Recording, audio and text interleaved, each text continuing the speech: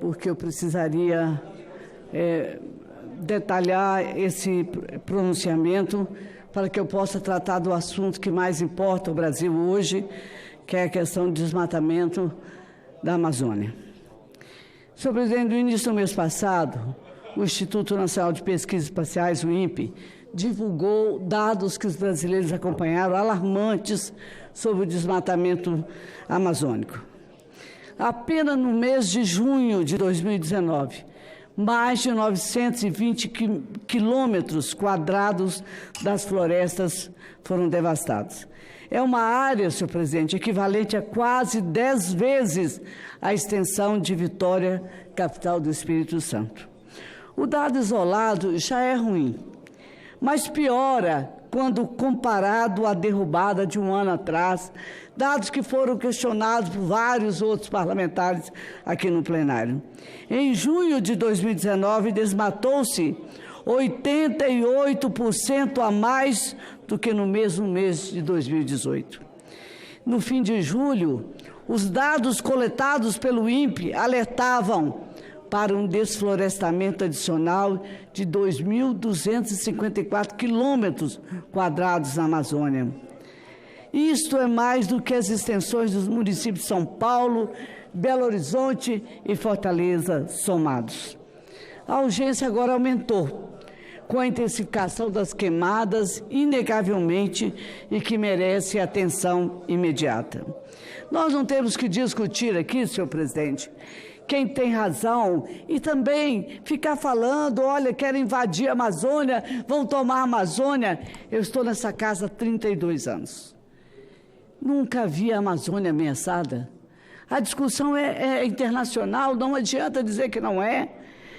Então, no início até o último dia 18, aliás, registrando aqui, cerca de 70 mil pontos de queimada haviam sido identificados no Brasil. Um aumento de 70% em relação ao ano passado e o maior índice registrado desde 2013 pelo INPE. Em agosto, quase 2/3 das queimadas brasileiras se concentraram em território amazônico. Há pouco mais de uma semana, a cidade de São Paulo, todos sabem, isso foi noticiado no Brasil inteiro, sentiu os efeitos das queimadas. Uma enorme nuvem de fumaça, oriunda de incêndios da Bolívia, no Paraguai e na região amazônica, cobriu nossa maior metrópole, transformando a tarde paulistana em noite. Preservar o meio ambiente não é coisa de ONGs estrangeiras, de bicho grilo, de ecochatos, pessoas que falam em preservar o ambiente. Isso é um trabalho nosso, de brasileiros, de brasileiras que estão preocupados com o futuro.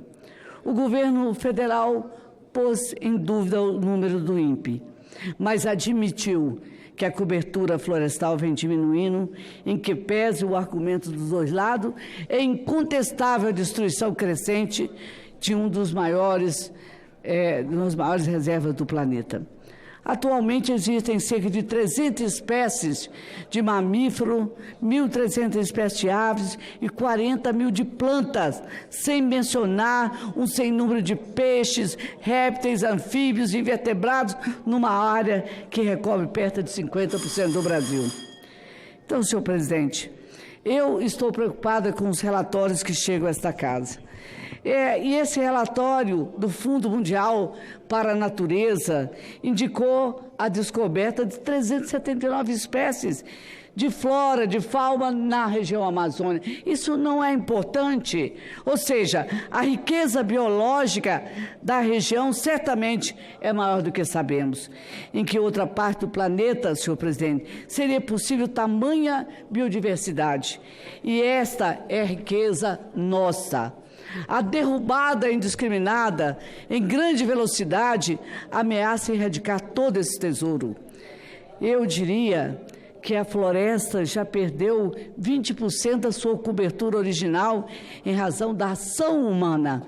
E se esse processo não for interrompido, parte da Amazônia se transformará em uma savana, ambiente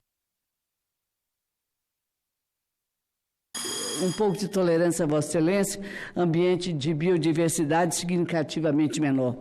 Há variações no que diz respeito ao quanto da floresta pode ser destruída até que possamos atingir um ponto de não retorno, quando o dano será irreversível. Alguns estudos apontam a eliminação de 40% da sua superfície original, outros de 50%. Mas todos os dados que foram levantados aqui, o discurso preocupado do líder, do nosso líder, aliás, que seja do PMDB, mas líder nessa casa, eu tenho certeza que todos sabem que nós temos perdas óbvias em relação à floresta da Amazônia. A mais evidente dela, como dissemos, é a extinção da biodiversidade na região. Contudo, há também as mudanças do ciclo hidrológico, que eu queria ressaltar que outras partes do Brasil já começam a danificar o plantio. Eu queria perguntar, se nós vivemos sozinhos no planeta, se nós não temos que respeitar a preocupação daqueles que falam da Amazônia como patrimônio da humanidade. Portanto, se os países estão dispostos a colaborar, senhor presidente, com a preservação de um dos últimos e riquíssimos sistemas natural da Terra intacto, por que não aceitar? Nunca tivemos a nossa soberania afetada.